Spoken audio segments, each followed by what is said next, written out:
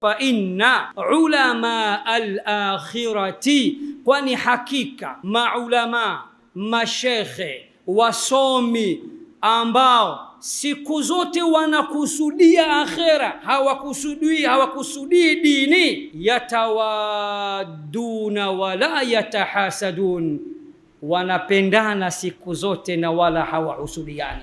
Kwa hivyo kama Waislamu wa msikiti wakipata, mmethibitisha kwa asilimia kubwa kwa kunyanyua vidole juu ya kwamba mashekhe wenu wa Kiislamu ndo wanaoongoza kutopendana, kupigana vita, kunyocheana vidole.